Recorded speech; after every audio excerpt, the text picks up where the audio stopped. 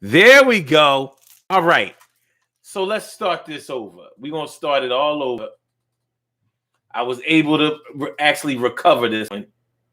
Come on. Now, all right, here we go. Boom. Let's do this. Here we go. A 1 and a 2 and a yes. Yeah. And this the daily. Yeah. You think it ain't when it is? You think it won't when it whiz? We are here and we are in motion. We do this thing, taking off fast lane, no coasting. It's the Daily Go Get It Business Show.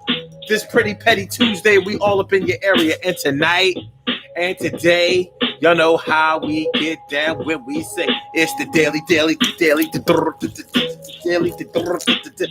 Go Get a Business Show. You think it won't when it will? You don't have the skills. Tonight, when the Daily Go Get a Business Show, we're talking about that unexpected thing that you don't get over, that you never forget. So tonight, we're going to talk about some of the biggest tragedies you ever had in your life, some of the biggest traumas, some of the biggest surprises. And they can range from something that's really, really violent down to something that was just like something that just sideswiped you, came and hit you up from behind, something that you just didn't think would ever happen to you. That's word, but it did stick to you, no doubt. That's how it's going out, and everything is gonna be all right. I give the shouts to Gary Wright, morning, noon, and night. Thanks for you coming on out. It's glad to see you in my sight. And Emily Dunlap is in the house. Bow, she about to turn it out. What's up, y'all? I see my brother Ansel Jones. What's up, my man? It's good to see me some. You, my brother from another mother, Norris Hill. Yeah. And Donald Mac, my other brother from another mother. What's going on, yo? You ain't coming on through. Yo, we're about to get this thing down with you. Yes. Carol Chamberlain, mi favorita. Carol Chamberlain, mi favorita is all up in the house. Good to see you. Good to see y'all. All y'all. Stacy Yvette White, hold it down for the D. And Donald McKeever, he's down with the D too. He's from the D too. And I'm both down with you. All right. So like I was saying, man, we talk about the unexpected thing that you never forget. Think about the most unlikely circumstance that you could ever be a part of. And it may have been something that you never really considered, or something that you were very afraid if it ever happened to you. But nonetheless, it was something that hit you like a ton of bricks. And you was like, yo, why does it always have to happen to me? But this shit is kind of crazy, and you will see. So that's what we're talking about tonight. That unexpected thing that you never forget. So we got some examples. Y'all know we got some examples. So we're gonna rock out with these examples. You think we're gonna rock out with these examples? Oh, yes, we will. Yes, we will. And we're gonna do it right about now. Urban Therapy with Sun 752 with this your daily. The Daily Go Get a Business Show. We do this every single day. Every day it rains. And the DG will do the same. We break it down, baby.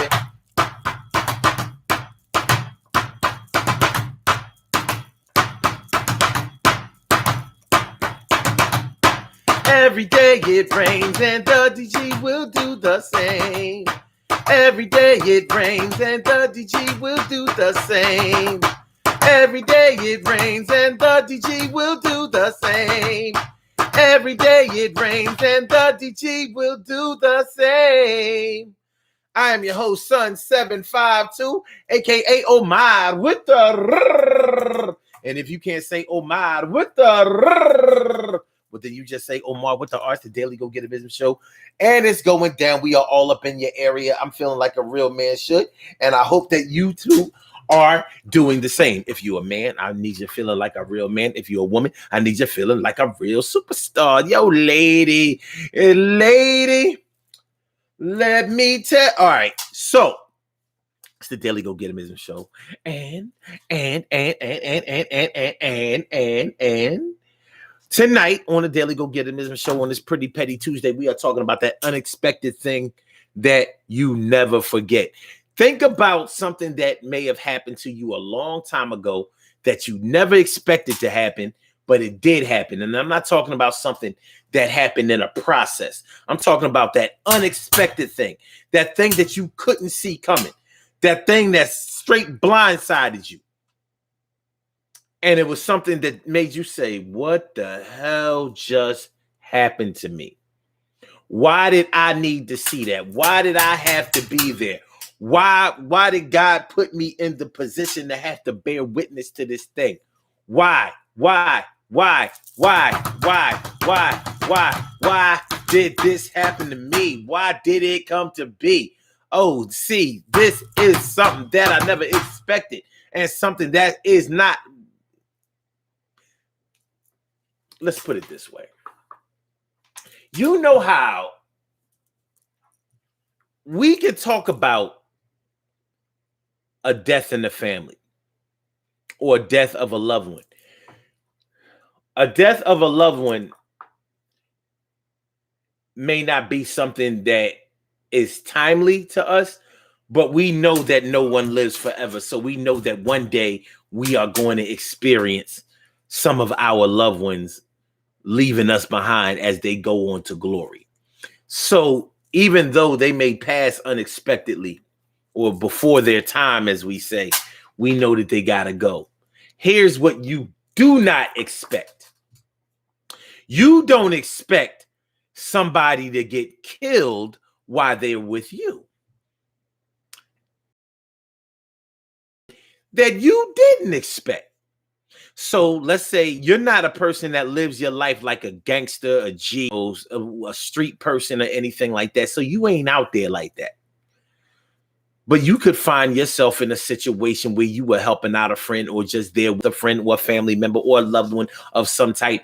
And y'all wind up getting in a situation where they get smoked, they get murked, they get murdered. And you're right there to bearing witness to it. Like, yo, what the fuck? Here's the real unexpected twist. It could be a situation where they got shot while they were walking with you or standing with you, sitting, whatever. And you may have been wondering, like, is this person going to turn the gun on me? Like, they shot my man. And you left there to be like, what do? Do you beg for your life? Do you play it cool? Do you fight for your life? Do you go for the gun? Are they close enough for you to get the gun away from them? Wrestle it away from them?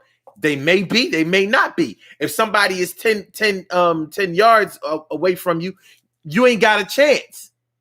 Because even if you try to bob and weave or whatever, there's a good chance you're going to get shot. But they may not have been after you. There could have been something personal going on between the person who got shot and you. But you're thinking like, what if the person who did the shooting don't want to leave no witnesses? And I am here, right here as a witness. So you thinking that you're going to get the next shot. Okay. I'm gonna put some more chocolate in this. I'm gonna put some caramel in this. Yeah, I'm gonna put some nuts. I'm gonna put some more sweet shit. I'm gonna put some whipped cream on this. Let's say it's a situation. What's up, Emily? And what's going on, Queen Matu Mayini? How you feeling, ma? It's good to see me. Some you and Charlene is coming through. A Charlene Curry. A Charlene Curry. What's going on, Charlene? How you feeling, Charlene? Okay, so check it out. I'm gonna put some more toppings on this. See, the person who got shot may have had an altercation with the person who did the shooting, and you ain't know nothing about that. You ain't know nothing about that. So they got shot in front of you. You wonder if they're gonna turn the gun on you. And let's say they do turn the gun on you. So they just shot your man. Maybe they shot him. Maybe they got him with the first shots. Maybe they didn't. Now they turn the gun right on you. You like, yo, you ain't got to do this. They like, no, I do. They pull the trigger, click, click, gun jam. Almost like the hand of God reached down, took the bullets out the gun or fucked the gun up. Nonetheless, they didn't get a chance to shoot you. So they had to break out or try to pistol whip you. You wasn't going for it. Now you knew that the gun jammed, so you got on up out of there. That's what you never expected to happen in your life. You know that people in your life are going to die, but you don't know that you don't know that they're going to get murdered in front of you and somebody is going to turn the gun on you. You don't know that. That's the unexpected thing. And these things have happened to people plenty of times. What's up, little bunny? Thanks for coming through. I appreciate me some you. It's true. But yeah. So that's what we're talking about tonight. That unexpected thing that happened to you that you never forget. That unexpected thing. Yeah, you expect to die, but you may not expect for somebody to try to kill you. That kind of thing.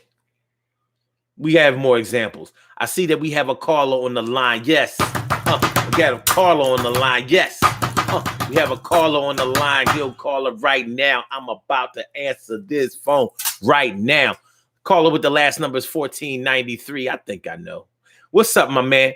Welcome to the Daily Go Get a Business show. Thank you for holding. What's on your mind this evening?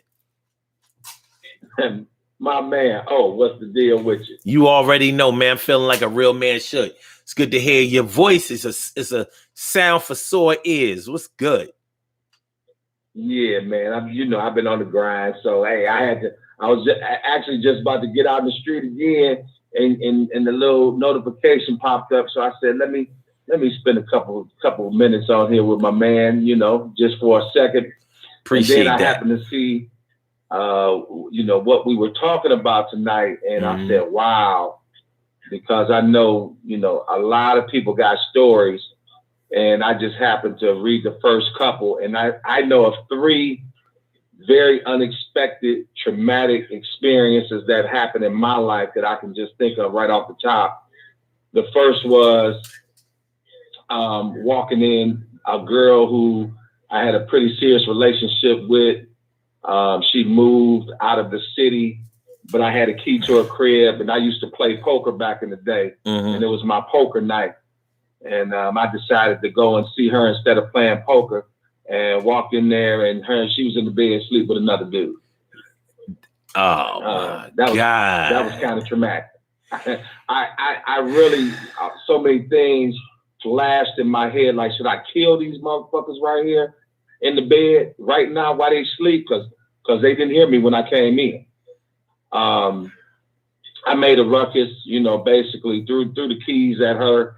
Left that situation, and actually me and the girl tried to talk about it.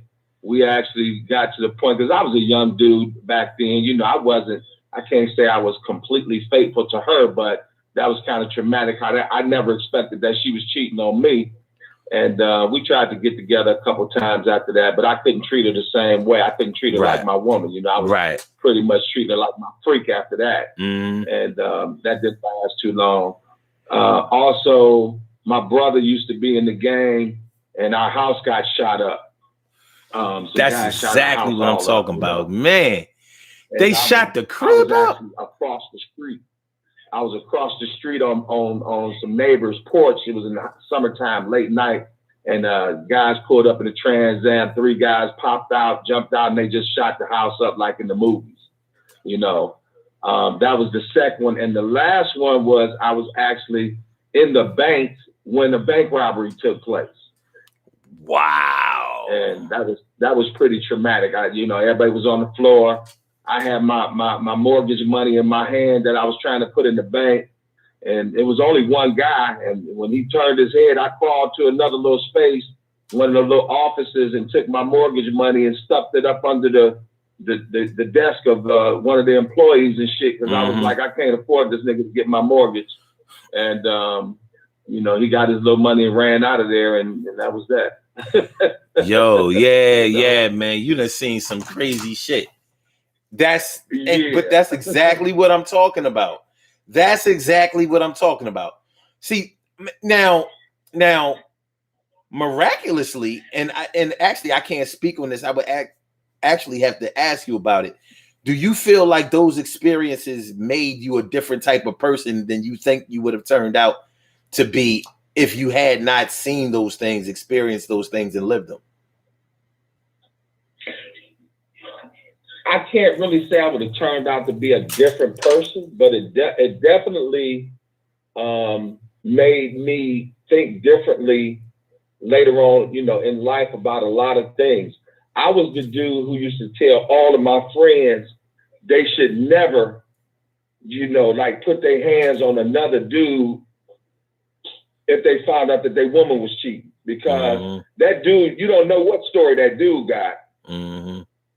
Only person you need to deal with is your woman, and that's not to say put your hands on her or whatever, because see, my thing was I was a good enough dude where I ain't never really put my hands on no woman. The only woman I ever actually put my hands on was my wife. And I grabbed her for saying some shit that was out of line. And, I never hit her or nothing, but I did grab her ass, right, around her neck, actually. And then I checked myself and I let go of that. But I was always the dude telling my friends, man, y'all crazy as hell. How you gonna, fight another nigga because your woman cheating on you? That nigga don't know, da-da-da. So it was almost like God was giving me a gut check. Like, you talking all that shit because you ain't never been in that position. Now you in that position. Yeah. And that wasn't a regular position. For a long time, I got my degree in law enforcement, and I used to carry a little something at one point.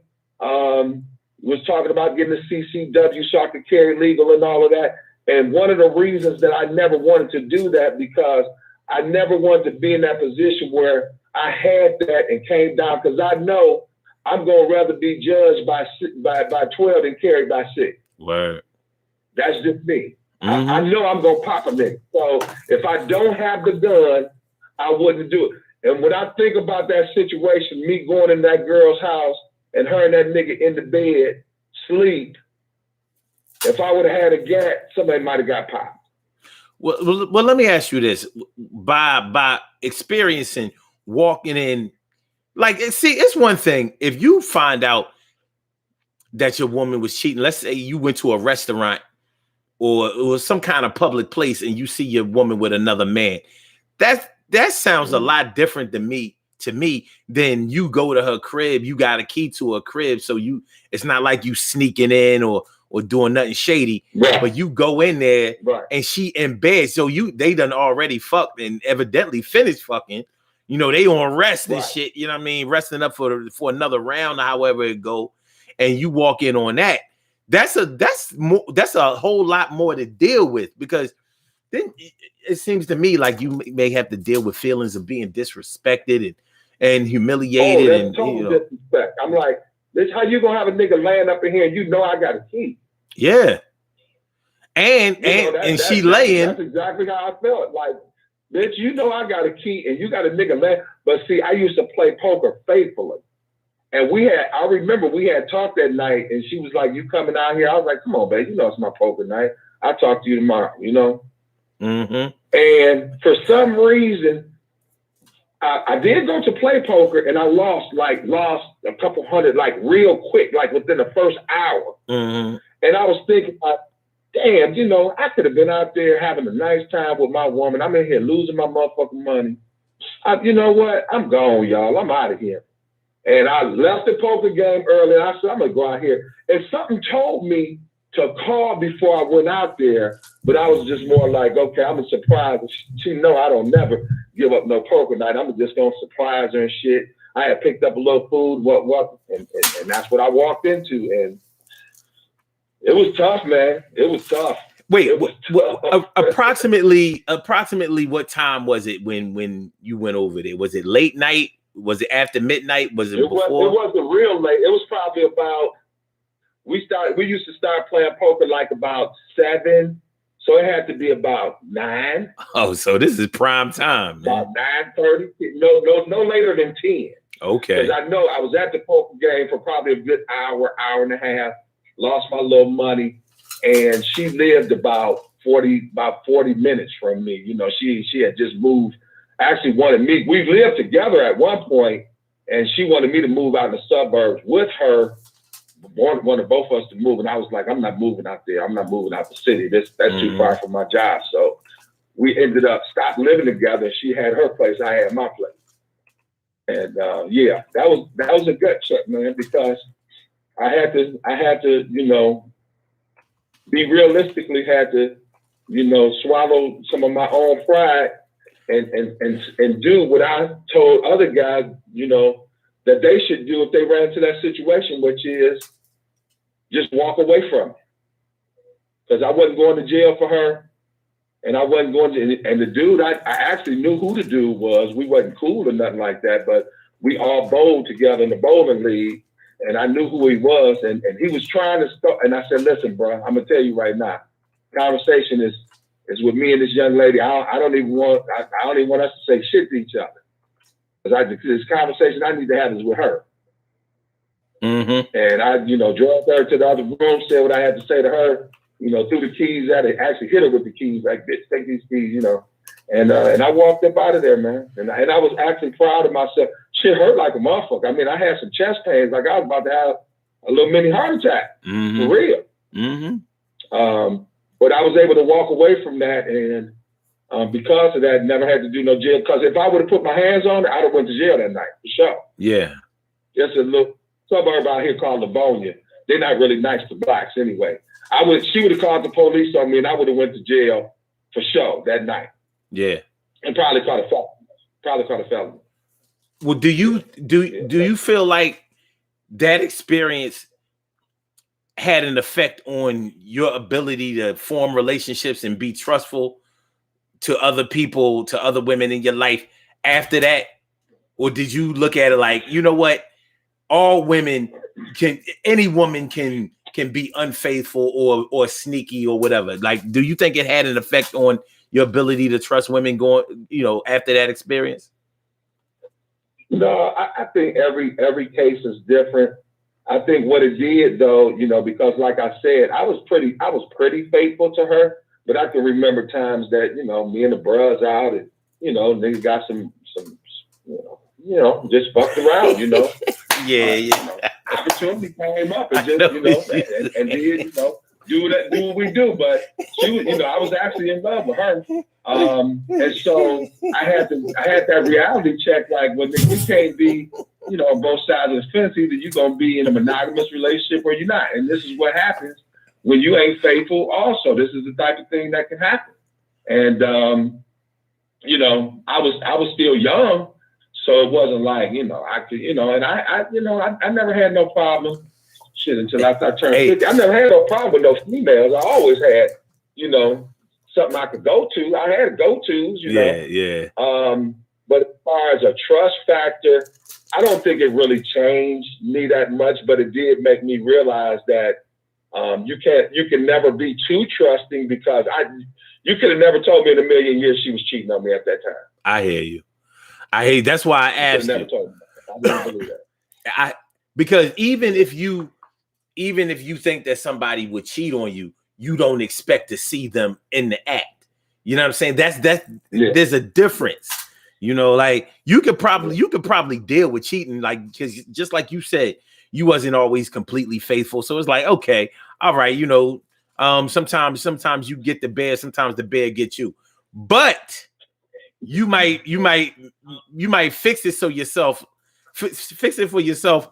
to make sure that you never get caught in the act. There's a difference. So I don't know. Right. So, but yeah, I can imagine, you know, never thinking that something like that is going to happen to you.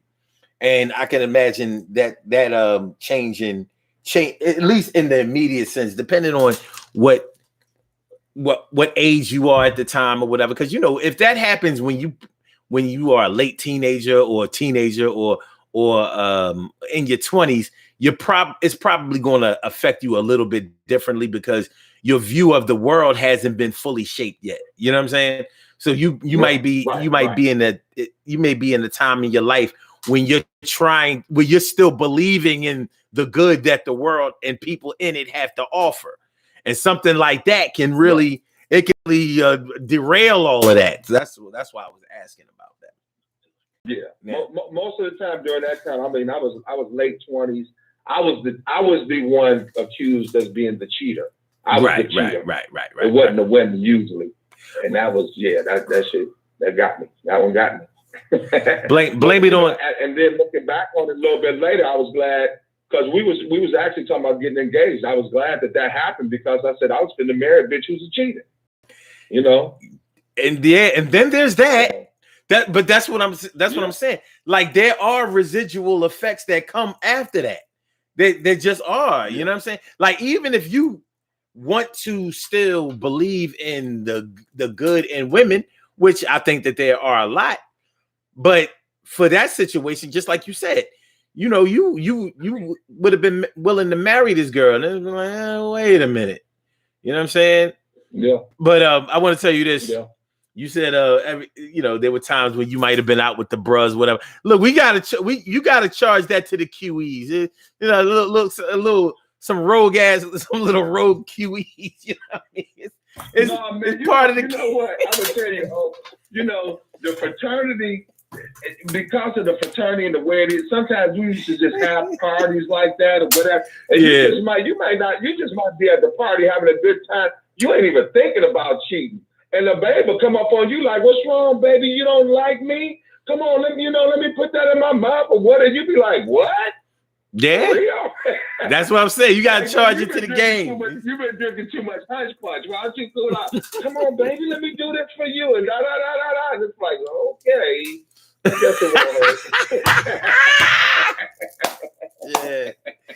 Yeah, man. But a little top won't hurt. Yeah, you gotta charge it to the game. You get charged to the game. It's not the same thing.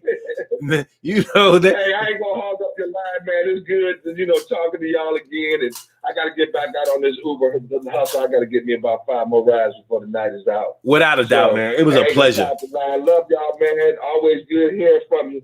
Same here. I'll talk again. Appreciate that. Thanks for calling through, my brother. All right, brother. I'll holler at you later. Yep. That's y'all know who that was, the ever so wonderful and always exciting. Yeah, I mean, my other brother from another mother, Donald McKeever. Donald Mack is all up in the house. That's what's up, man. But I mean, but the things that he was talking about was very, very in line with exactly what we're talking about tonight. Catching your woman in bed or your man in bed with another chick. You may be able to stomach some cheating. You may not be the type of person that looks at that as the ultimate betrayal, but you may be able to survive a cheat, but you may not be able to survive looking at cheating in the live and direct, live in the flesh, literally. You may not be able to get past that. That's something that happens like that could bomb your whole trust factor for relationships to come, for years to come. Some people never get over that kind of shit. You know what I mean? Or they mistreat other people going forward for what somebody in their past did.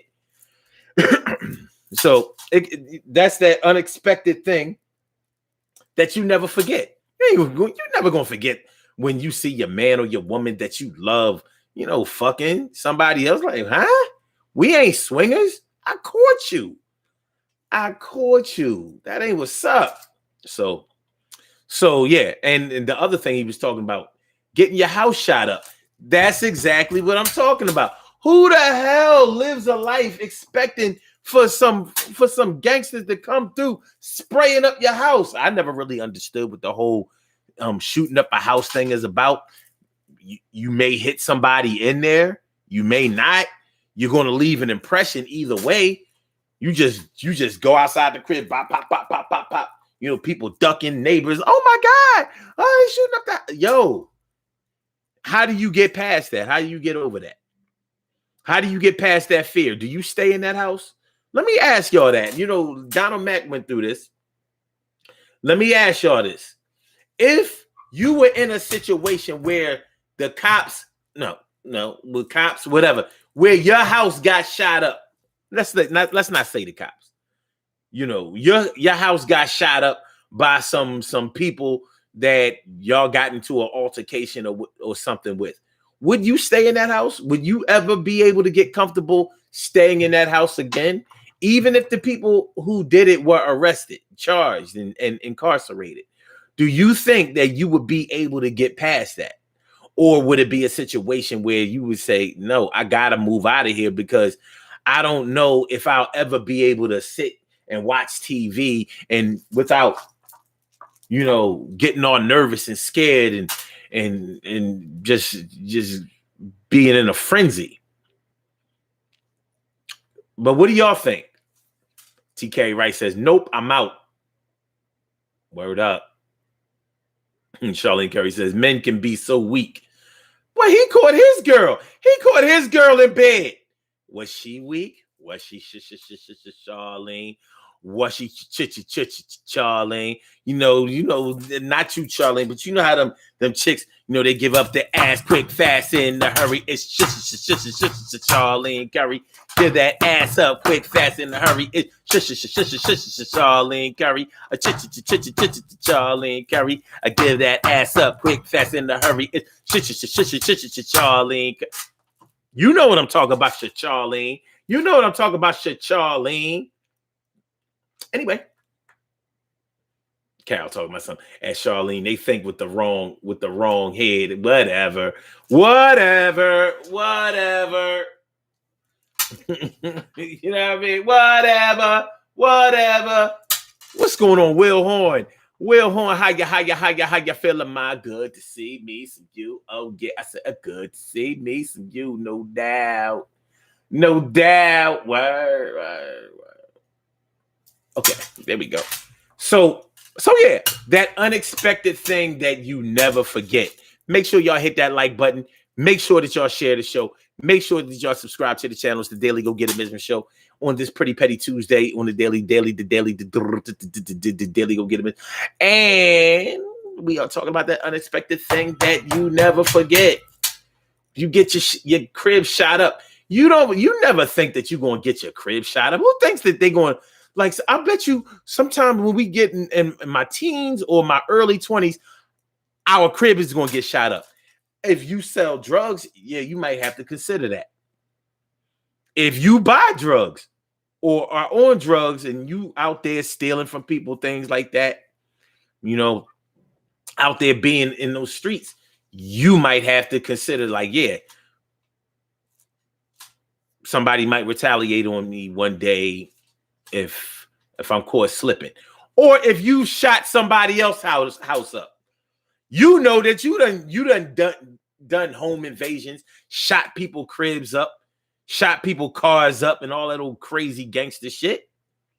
So yeah, you may consider like, yeah, I might have to have it happen to me one day, but hopefully by the grace of God, they don't take me up off of here. What's going on, Nikki? Justice, Nikki. Be more stand up every day, all day. What up? Got Ansel Jones. Got Nikki Justice. Yo, bust this. Make sure that y'all subscribe to Nikki Justice. Make sure y'all subscribe to her channel. She doing it large, man. She doing it large, my man, large. But as we continue on, as we proceed to give you what you need, we are talking about the unexpected thing that happens that you never forget. Let's talk about a little something. We're going to stay along the lines of the house, but we're not going to be that extreme. But let's continue. Have any of y'all ever been evicted when you didn't know that you were being evicted? Let's say you moved into a place with somebody and you were paying rent to them and they were not paying rent to the landlord and you did not know that they were under eviction. And one day you in the crib and you cold chilling, you sleeping in the house. You hear a knock at the door. Tenant landlord officer and the landlord answer the door like, what's going on? Yes, you have 10 minutes. You have 10 minutes to collect all of your belongings. This is an eviction. We have to change the locks on the house. You will have 30 days to come back and get your stuff. But in the next few days, it will be placed in storage. You will have 30 days to come and collect your belongings, blah, blah, blah, blah, blah. But this is an eviction. Everybody who is in the house has to go. And you're like, what the fuck? How are we getting evicted? I didn't go to court. I've been paying such and such. You get evicted. Now your ass is homeless straight up and down.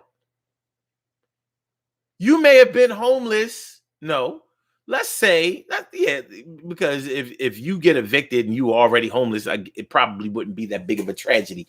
But let's say it was a situation where you had just got your own place and this was the place that you got. So you just moved from your mama house. You moved from your mama house. You moved from your mama house, moved on in, and you was doing it way big with your friend, y'all roommates. He got his own room, you got yours, and everything was all right. Y'all was real boys, and y'all got along great. But guess what? He wasn't paying the rent out the gate. You paid your rent to him every month. It was only 3 or 4 months. What you want now? The tenant landlord officer is at your door. He says, "Get out now, or we will have to call the police officers to remove you illegally." Any of y'all ever been evicted before? I mean, you don't have to say it. But see, I've done many evictions in my life. Many. And an eviction comes at a surprise for people, even people who didn't pay their rent. They be shocked as fuck when it's time to get evicted because they really don't believe that it's going to happen. Somebody has convinced them that all they have to do is keep delaying, pay a little money, make a partial payment, go back to court and whatever. They don't make it clear that they could get evicted if they don't pay their rent. And like I said, I've done many evictions and not all of them went smooth. I've been threatened. I've been called all kinds of names, everything but the child of God. I even been called the child of God. But I've never gone to an eviction where they was like, yeah, we was waiting for y'all. I've never gone to an eviction where they had their shit packed already. Or they seemed like they was ready to go. But how would you deal with a situation where you, all your belongings, your children and everything, y'all gotta go and y'all gotta go now. You got 10 minutes to get all your shit together and take it with you. It can be traumatic. You know, I've seen people load up their car if they had a car or have to call somebody to come, help them get their stuff. No, I want to get my stuff out of here. I'm not leaving my stuff in the house. Of course, I've had people break back into the house, steal their shit, stop up all the sinks, turn on all the water. If we were in the house fixing the place up, I've had people go in, turn over a 5-gallon bucket of paint on a hardwood floor, that kind of shit. Just mean shit, man. Mean shit. Pour cement down drains. Mean shit. I've seen, man, nobody knows the trifling shit I've seen. Landlords be getting a business. I said landlords be getting the business. I'ma fuck your pussy ass up. Landlords be getting your business. Motherfucker got on gold chain. Landlords be getting the business. Nigga, you ain't built like all landlords be getting the business. I can put something hot in your ass. I said, landlords be getting the business. Let us see your ass around here again. Landlords be getting the business. Yeah, you better get in that fucking truck. Landlords be getting the business. Yeah.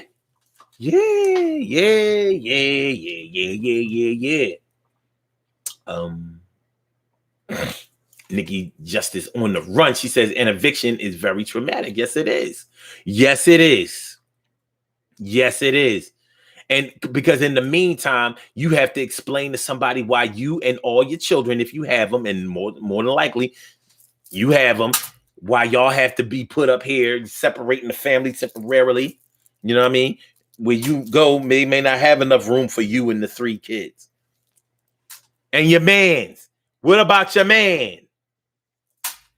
And what about your stuff? Your VCR, your DVD players, your CDs, your CD players, your electronics, your toys, your game consoles. Yeah, it sounds crazy that y'all leaving the house, but y'all worried about y'all Xbox One and your PlayStation 4 or 5. Yeah, but guess what? You want to make sure you take your shit. Wherever you go, y'all going to need recreation, or it's going to make the sting of being evicted even worse. But the surprise is the eviction. You're powerless. You got to get the fuck out of there. You got to go. All right. TK Wright says, yes, at evicted from an apartment that I took over, not knowing that my uncle owed money before he went into a nursing home. You didn't know. You didn't know. And like I said, I've evicted people that went to court. They knew damn well it was coming, but they sure didn't seem like they knew. Not a goddamn thing packed in the crib. Nothing.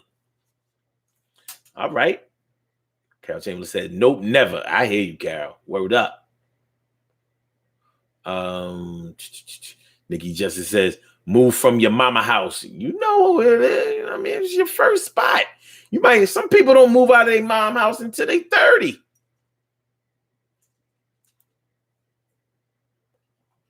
I know some people who never moved out. And they in their 70s. No bullshit. No bullshit. I know women in their 70s never moved out of their mom house. And no, they never lived nowhere else. Mom died a long time ago. They still in that house. To each his own. Some people don't know they are being evicted. I bet you the person on the lease know. But I've sure seen them act like they didn't know. But an eviction is one thing that you get familiar with real quick. Miss Pac. Yeah. You gotta take your Miss Pac-Man word. I want to move in. I want to move in with my parents. But yeah, so an eviction is something you're never going to forget it. Now, some people have been multiple repeat offenders. They've been repeat offenders when it comes to getting evicted. Some people just won't pay the rent because they think they're smart. They think that they're smarter than everybody else. But they're not going to be the people that are really traumatized or affected negatively by getting evicted. So I ain't really talking about them. But when it comes to us, I was like, wait a minute. I can't. It's embarrassing. You and all your shit is out on the porch. You and all your shit is out there on the porch. We done got enough. We don't got enough. We don't got enough. We don't got enough trash bags full of all the shit. We got to get the shit. I'm not leaving my shit in the crib. I got to get my shit. Yo, go around the corner to the store. We got 8 minutes. Yeah, go around to the corner store. Get some hefty bags and some Glad and make sure they got the twist ties. And it's worse. It's worse. You and all your shit getting put out. They on the porch. It's on the sidewalk, whatever. And you got roaches coming out of the TV, out of the radios and shit like that. People knew you had roaches, but damn, now yo man, if I'm lying, I'm fucking dying. I have seen people, I've evicted people, shit. The roaches coming out of the shit on the sidewalk. I'm like, now I'm not moving nobody shit, because all that's going to happen is that I'm gonna wind up in court like he physically took my shit and he stole my but I watched them. I watched them put their shit out on the sidewalk, and I'm looking like the roaches just climb out of the shit. Like we gotta go too, but the roaches ran back in the house. They're like, nah, we ain't taking that eviction. We gonna stay until the next tenant come in. You know what I mean? Get this extermination thing going on. There's plenty of filth left back in the house to eat. So an eviction is a traumatic experience, and it's something that you never forget. Whether you blame yourself for it happening or whether you blame somebody else for it happening, you're not going to forget it. You're not going to forget it. We can talk about. Let's go to the next scenario. By the way, if y'all would like to call into the show, call in and give an example like Donald Mack did. I invite y'all to call into the show. And the number to call is area code 319-527-6199. That's the number to call. I said a 319-527-6199. Yes, y'all. I said a 319-527-6199. Yeah, get on the line. I said a 319-527-6199. Yeah, get your shine, baby, on. Get your shine, baby, on. Get your shine, baby, on. Get your shine, baby, on. Get your shine, baby, on. Get your shine, baby, on.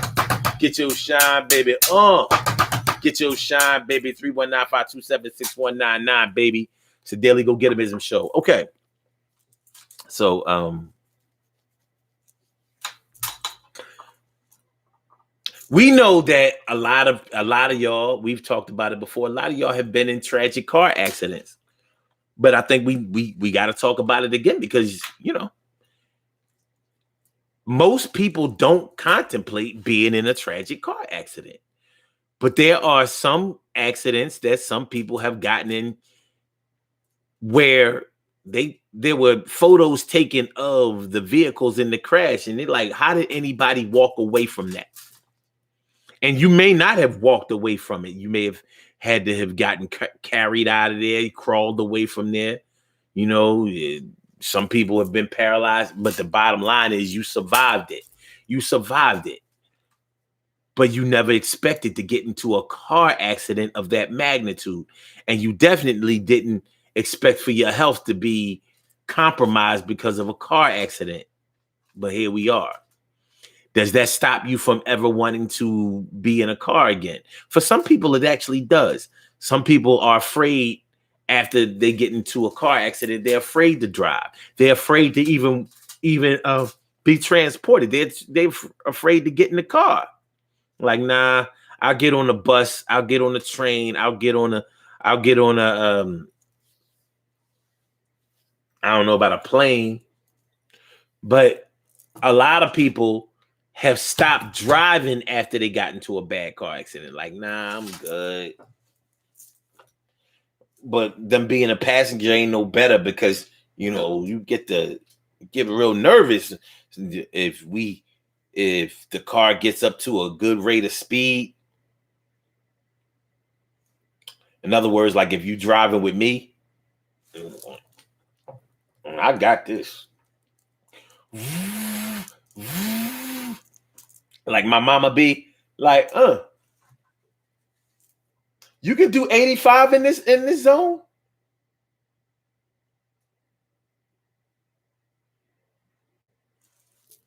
I'm like, really, Ma? I'm like, seems pretty fast. All of the things that we're passing is like, Mom, we on the highway. Ain't nothing going. But okay, I see what you mean. I know what you're saying. But yeah, you get into a tragic car accident where the car is totaled or whatever. You don't expect that to happen. You don't expect that to happen, and it's going to be something that you probably can't even remember all the details of, because it could have rung your bell that bad. But it'll definitely be something that you never forget when you finally, regain consciousness or whatever, or when you recover. You're not going to forget what happened to you. It's going to stick with you.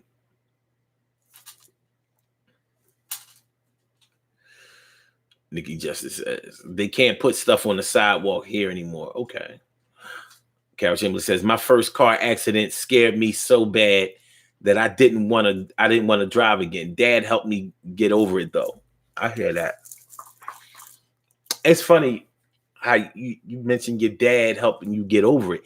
The first car accident that I was ever in was with my dad. I remember we were in the parking lot of Geno's. Remember, all my Philly peoples, y'all know, remember when there used to be a Geno's over there at 54th in City Line? Over there, over there on, I don't even know if it was St. Joe's campus over there at that time, if they had buildings over there, but it used to be a Geno's over there. Not a KFC, a Geno's. And I remember this we were pulling out of the damn parking lot, and the lady hit the Cadillac. She hit the Cadillac. She hit the L-Dog, the Eldorado. And I remember this bitch. I'll never forget it. White lady hit the car, and she was like, screaming. And I was like, what the fuck is... I was about 7 years old. Definitely no more than 8 years old. And she lived out in the main line. And I remember she made my dad follow her to her house so he could explain to her husband that it was an accident. It was her fault. It was her fault. But it was an accident. She didn't mean, it wasn't that she was driving reckless or nothing like that. And my dad explained to me later, like, and I mean much later, like, I think her man was going to whoop her ass. So she wanted to, we went out somewhere out there in the county, somewhere out there on the main line. I remember it was out in the Burbs. I don't know where we went, but it was on the other side of City Line Avenue. And my dad was just like, when you think about it, like, here we are, this black man with this handsome, tall black man with a bush driving a Cadillac that got this fresh dent in it, going out in the main line, like on some pimp shit. Be like, yo, my man, yeah. Your wife, she hit the car, but don't worry about it, because it was an accident. It was an accident. She wasn't drinking, but I remember she was, oh my God. And then she calmed down for a little while. And then she went back at it. I was like, what the? I remember thinking, like, what the hell is going on here, Dad? Are we in trouble? That was my first car accident. It wouldn't be my last, though. I've been in double-digit car accidents, but I've never been hurt.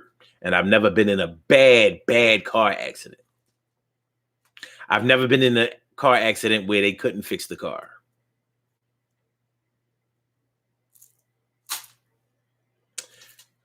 Knock on wood for that.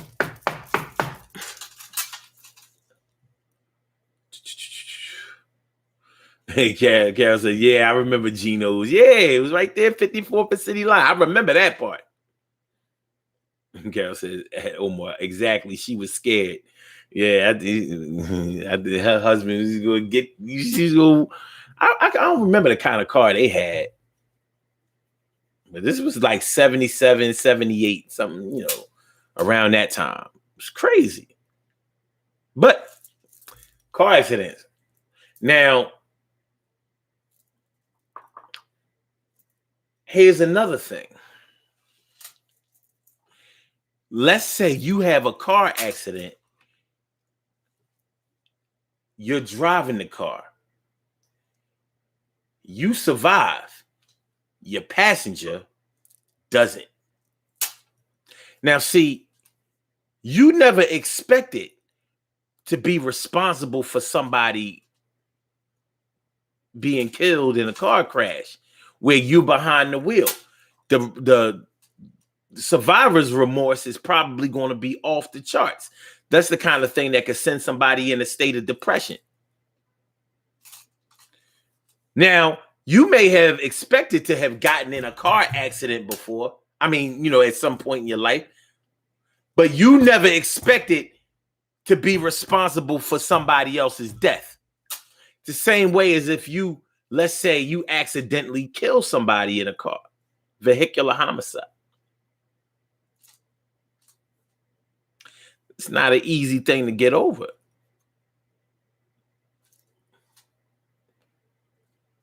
It's not something that you'll ever forget. It's not something that you'll ever be able to probably stop thinking like, what if I didn't go that way that day? What if I would have,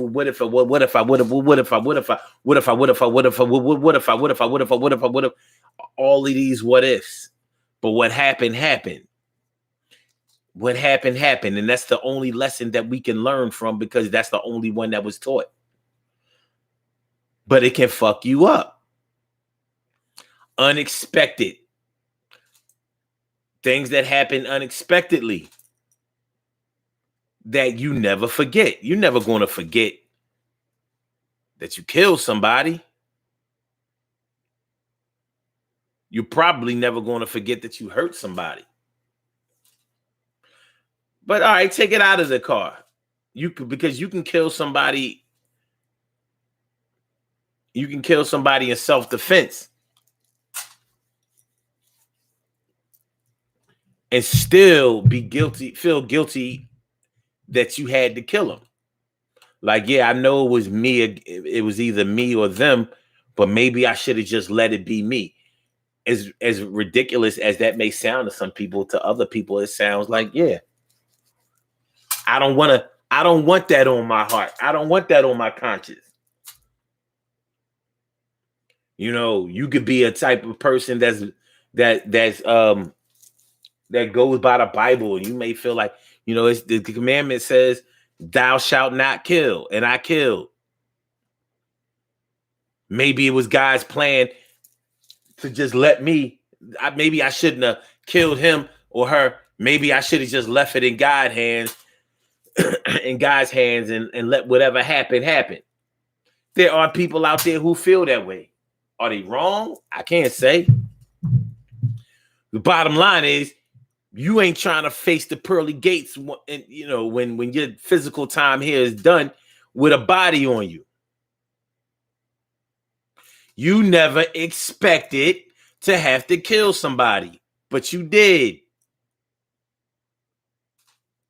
And you're never going to forget it. Never, ever, ever. You may remember details about that incident that really didn't even happen. When that adrenaline is pumping and it's the heat of the moment and things are crazy and you just don't, you're not in the right state of mind to really have a correct assessment of what's happening or what happened. Virgo, Ether 99.999. Virgo. My girl, Miss Pam. Miss Pam is in the house. Virgo. Rock the house. Say all the Virgo. Rock shotgun. Turn it out. What's going on, man? It's good to see some of you. Nikki Justice says, oh, wow, that was a long time ago. I wasn't born. All right. That's what's up. Carol says, I'm sure it isn't. That's so sad. Yeah. I think it can be worked through. Yeah, you can work through anything in your life, but you won't forget it. That's what the title of the show is. Unexpected things that happen that you don't forget.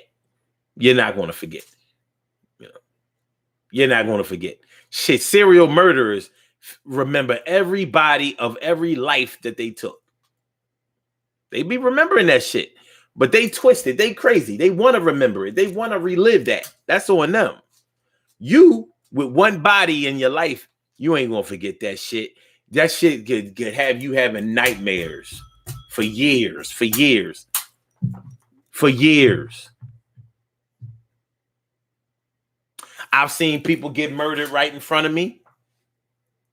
More than one occasion. I told y'all on this show before, when I was 14 years old, saw the man get stabbed and killed right in front, right in front of my eyes. Later on, I'm with my brother. I'm with my brother. I'm with my cousin. I'm with my man. Matter of fact, my man Lawrence Sakel. We out.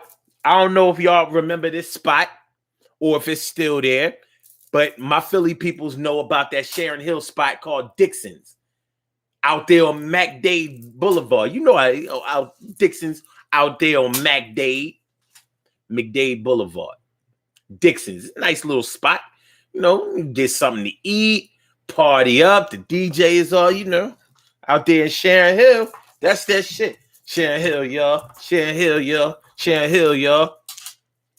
Mad pretty chicks from the county, Southwest, and all of that. We coming all the way from Germantown to go out Dixon's. Well, here's what happened at Dixon's multiple times. We at Dixon's partying it up, chilling. Somebody made it in Dixon's with a gun. He blew the boy. He gave the boy a shot in his brain. Right, like I don't even think it was 6 feet from me. I don't think he was social distance from me. Murked the boy. I never forget his body dropping. Boom. I never forget the blood running. I never forget the people running. Oh my God! Ah! But the boy who shot got out first. He came there to murk the boy. Now, when somebody gets murked in the club, you don't know if they only going to get one dude. How crazy is that? You take a gun in the club, you should be really ready to empty it out.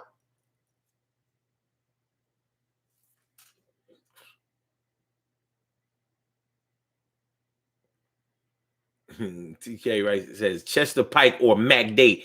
It was on MacDade. It was on MacDade. It was on MacDade, baby. It was on MacDade, baby.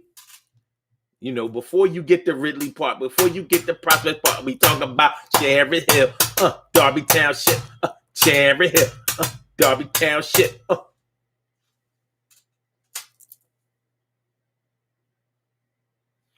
Damn, TK Wright says, my car accident was traumatizing. I watched my car fold towards my face. My God. Yeah, I bet you didn't forget that. I'm sorry you had to go through that. That's crazy. Shirley Sure, the world's most precious and greatest pearl in the world. She said she been listening and pulled over the text. Love me some y'all. I remember when someone pulled a gun on me and I had to talk my way out of being shot. Yeah. And I wrote that in the description. Have you ever been stuck up, held at gunpoint? Held at gunpoint. That's actually something that I have not had happen to me. Thank God. I'm knock on wood again. Because I really don't know exactly how I would handle that. You see your life flash right in front of your eyes, man. Your real life is set right in the hands of somebody else to decide whether you live today or die today.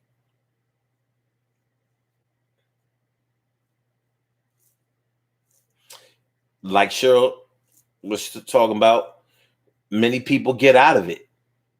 But guess what? Many people don't.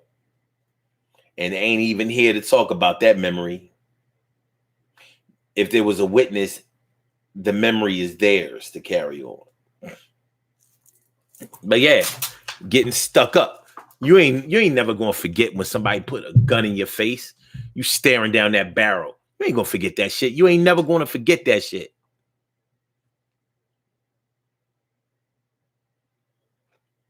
Shit is real. Too real. It's a little too real. That's a little too real. You know what I'm saying? 319-527-6199. 319-527-6199. We was talking about getting evicted. We was talking about getting your house. This is what I want to ask y'all about. Have you ever been accused of a serious crime, a felony that you did not do, or maybe you have? But if you didn't do it, and you got accused for it, and you got picked up by the cops and wound up in the interrogation room, have you ever been in an interrogation room and had to answer questions by detectives? It ain't sweet like that. It ain't like on TV. Well, it's a little like First 48, but it's worse. Because on First 48, they give you the TV reality. Here's what happens in real reality. Let's say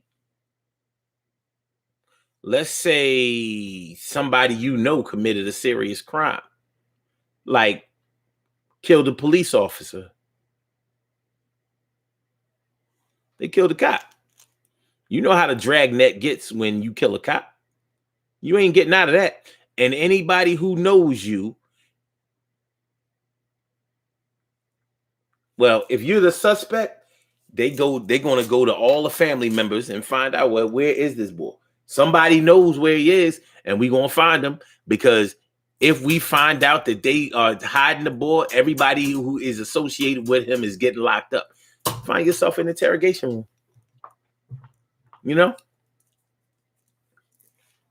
Oh, I hope you don't think you're going to sleep that night before they get out of you what they want out of you, which is a confession. You ain't getting no sleep. You ain't no white boy or whatever. You not getting no cheeseburgers and none of that. You ain't getting none of them goodies. You ain't getting none of that. You gonna get to stay up all night. You gonna get asked the same questions over and over and over. Well, what did you do? How did it happen? What do you know? And you can keep saying, I didn't do nothing. I didn't see nothing. I don't know nothing. I wasn't there. I don't know who did it. If they have decided that you know more than what you're sharing, they're gonna keep you up. They don't care if it's 36 hours. They don't care if it's 72 hours. You ain't going to sleep before you give them what they want until you lawyer up. In other words, until you ask for an attorney. Other than that, you in that interrogation room. Had any of you ever been interrogated by the police? Getting your ass whooped in an interrogation room. All kinds of shit happens. Yeah, I don't never see nobody get their ass whooped on First 48. They don't whoop ass on First 48. There's no police brutality on First 48. That's what there is in real life, though.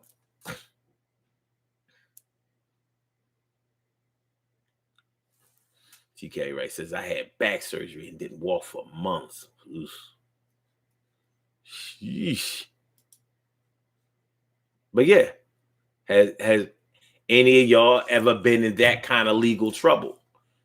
In the interrogation room? TK Wright says, Dixon's Lounge in on Hook Road. If it's still there, maybe it was Hook Road. Was it Hook Road? I thought it was on MacD. You know, over there on MacD.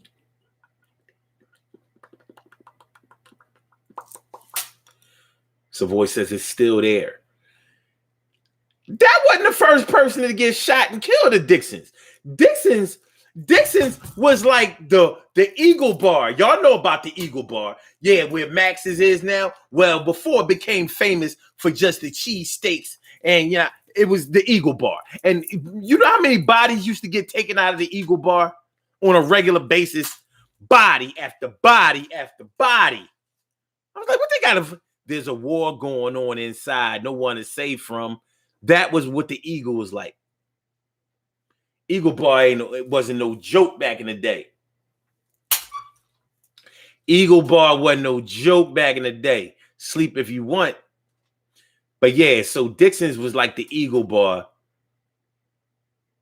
of Delaware County. Nice spot.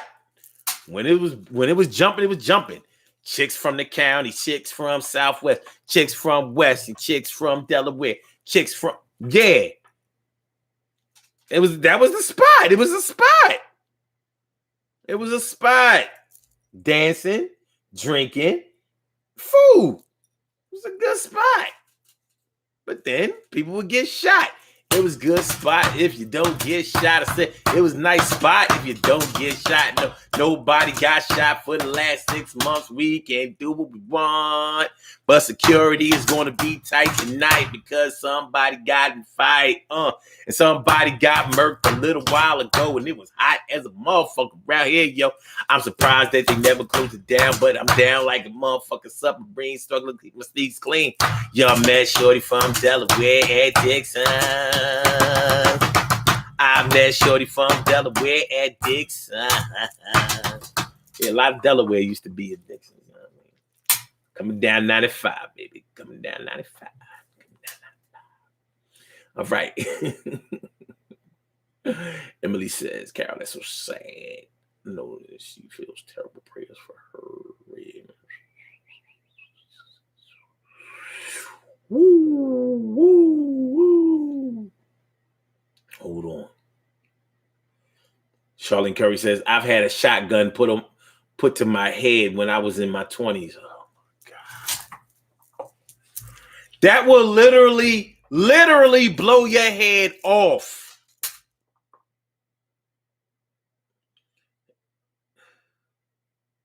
You mean they tried to take away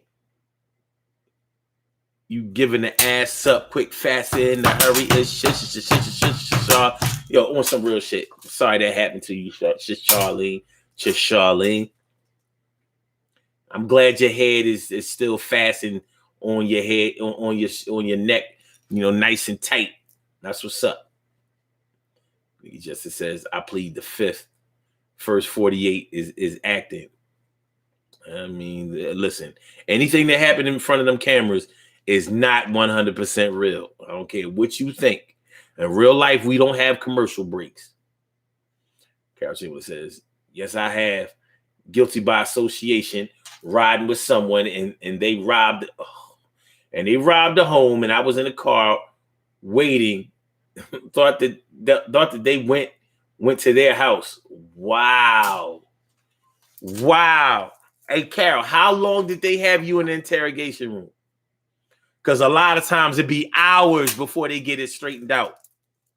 Hours. Damn. Mm-hmm. Oh, Carol says they just don't show it. Oh my, yeah, they ain't gonna show that on the show. They want to show the cops in a good image. Shit. 90 seconds. Shit.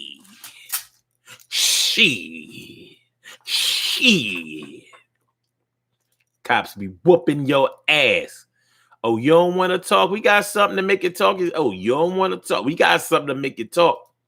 We got something to make you talk, and we got something to make you wish you would have said something.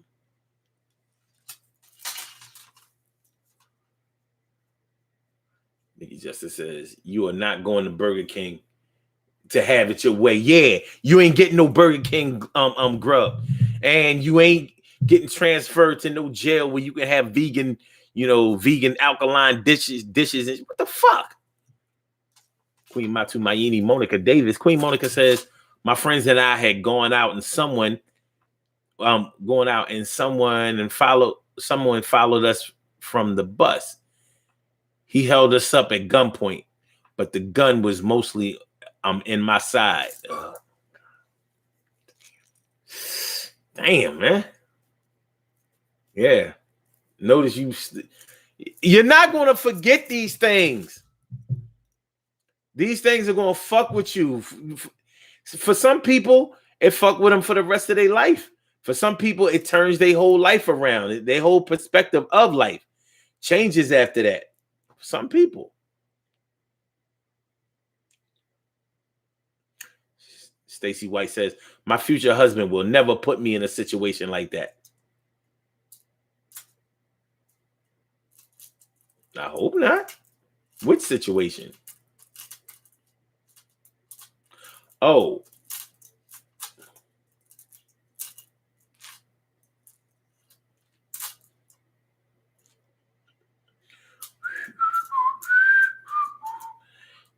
On the run. Calcium says, at Omar, I was a minor and they had to call my dad. So in about an hour, so you was only there for like an hour. All right. Woo. Good thing you was a little young thing. She's like, yeah, look at her. She's all young. She's just young. In the 60s, oh, so young. She's just young. She's young. That's what's up, though. Charlene Curry said, they came for drugs that I dropped off. Listen to this G-ass Charlie. I should have known. They came for drugs that I just dropped off for somebody.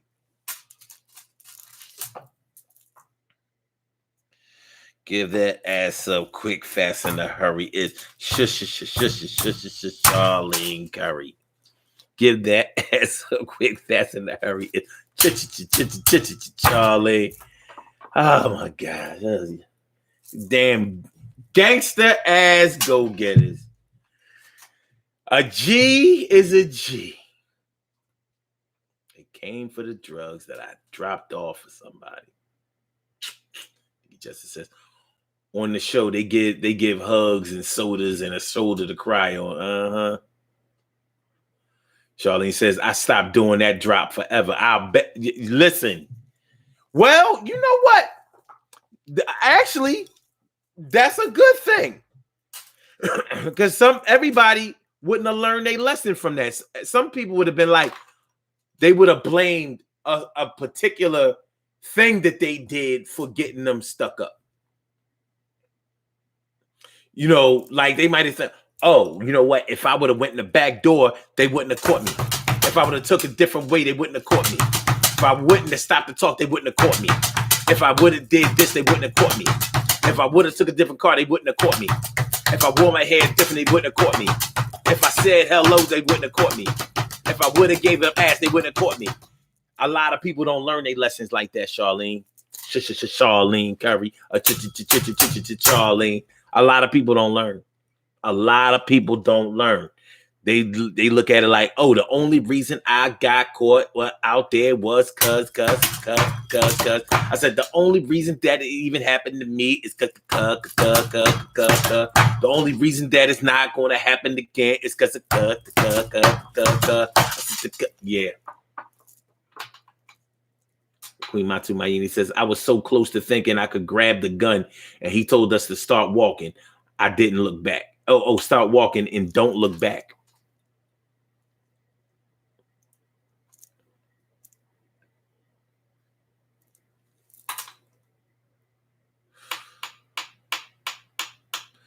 Grits and wavy and grits. I said grits and wavy and grits. I said grits and wavy and grits. I'm glad you came through, and you know that you know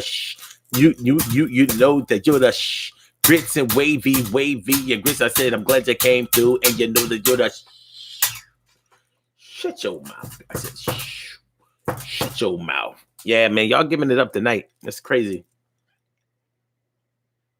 That's crazy. Oh shit, it's 8:34. We out of here. We gotta go. But yeah, we had actually some more, that we could have done. But nah, we good. We good. And no, we ain't doing no part 2. Matter of fact, before y'all go, before I do the birthday shout outs, I'm gonna tell y'all what we're gonna be talking about tomorrow night. me tell y'all what we're going to be talking about tomorrow night. Tomorrow night, we're going to talk about when people say that they can do better. You know what I mean? When people are always saying how they can do better than you. Let's say your man or your woman is breaking up with you, or you're breaking up with them, and they say they can do better. Well, can they do better? Do people always do better? Or when people tell you that you can do better, is that always true? Can you do better? If you can do better, how come you haven't done better? But we want to mostly focus on people who say that they can do better. Better than you, better than y'all, better than your team, better than what they had. If you know better, then you will do better, right? Well, is that always consistent? I don't know. I said, I don't know. I don't know. But that's what we're going to talk about tonight. Saying that they can do better. I'm going to clean it up. Clean it up. You know what I mean? Just like last night, I told y'all about this show. I had to clean it up a little bit. I had to clean it up. It was a little dirty. It was a little dirty. Yeah, clean it up. All right, let's do these birthday shout outs. We have some birthday shout outs to do. Some people were born on this glorious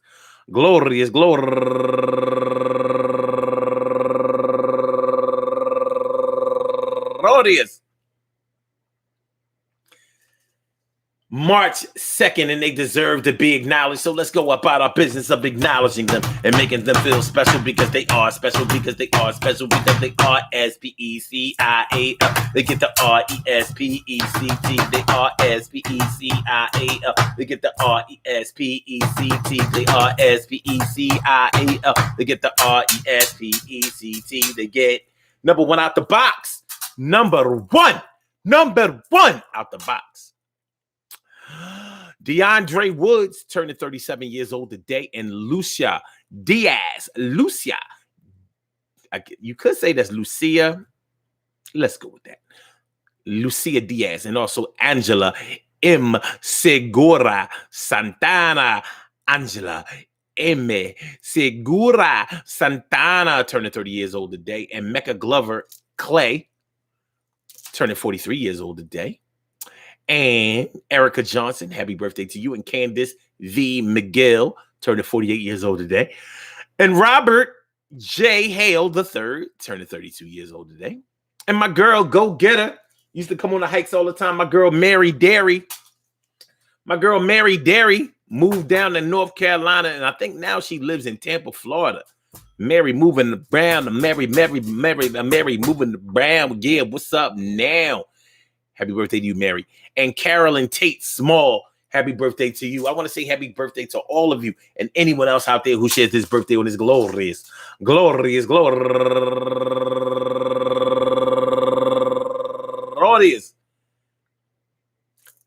March 2nd, anywhere out there in the world, worldwide, internationally, and universally. All of y'all go ahead and turn up.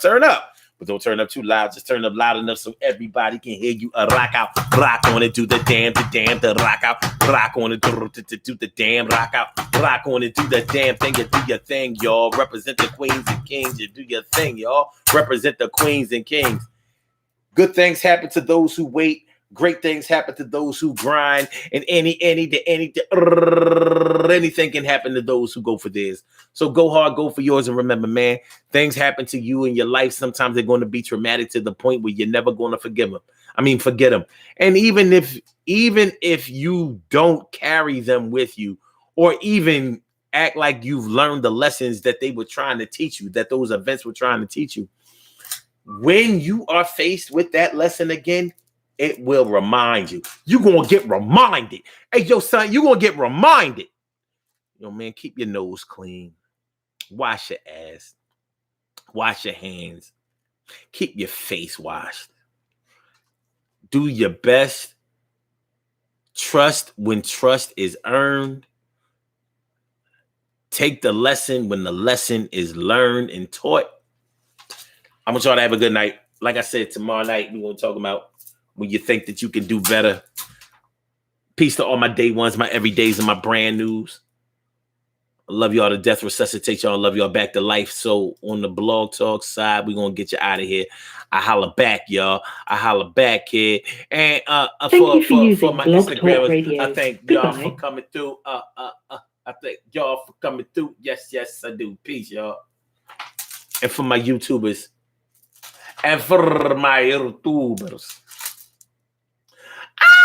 Make sure y'all share the show. Make sure that y'all subscribe to that channel if y'all haven't subscribed to the channel yet, man. And thanks, Norris Hill. He says, I chose to listen to tonight's show. Another good show. Happy birthday. Have a great evening. That's what's up. It's a boy, Build and Destroy. Peace. Okay.